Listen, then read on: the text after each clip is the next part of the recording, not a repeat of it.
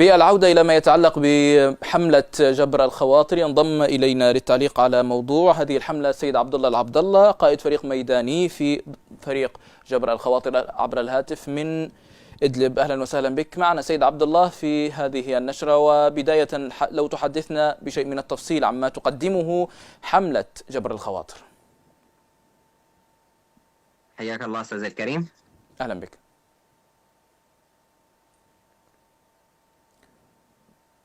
نعم سيد عبد الله، هل أنت معنا؟ أي معك أستاذ الكريم، حياك الله. أهلا بك سيد عبد الله، لو تحدثنا عن هذه الحملة وما تقدمه سيد عبد الله.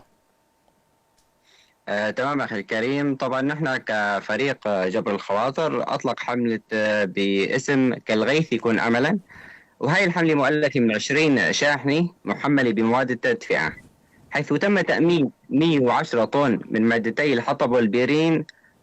طبعا اخترنا هالمادتين بعد تقييم احتياجات المخيمات، ولقينا انه اغلب هاي المخيمات تستخدم مادة الحطب في كتير استعمالات. نعم. وهاي الحملة مستمرة لعدة ايام لإيصال مواد التدفئة للمخيمات في كل من إدلب معرض مصرين وباريشة وحارم ومنطقة قاح. هل هناك عدد معين للمشمولين في هذه الحملة أم أن الأمر مفتوح سيد عبد الله؟ لا، هناك في عدد معين، لأنه هاي الحملة بتستهدف ما يقارب 1500 عائلة نازحة في الشمال السوري في المناطق اللي ذكرتها قبل شوي، يعني ما يقارب بحدود 7000 نسمة أو فرد.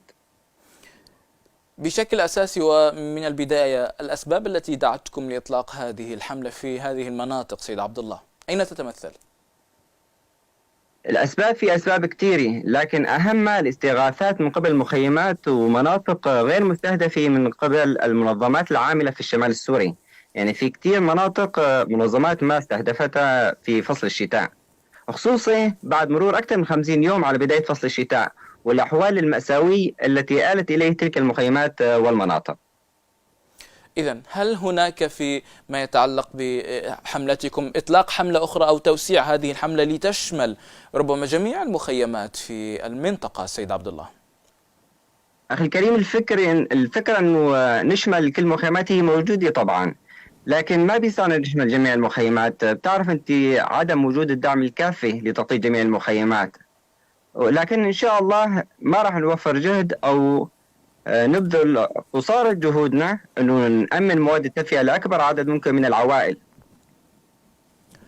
نرجو لكم كل التوفيق سيد عبد الله، قائد فريق ميداني ضمن فريق جبر الخواطر من كلي عبر الهاتف، كنت معنا، أشكرك شكرا جزيلا.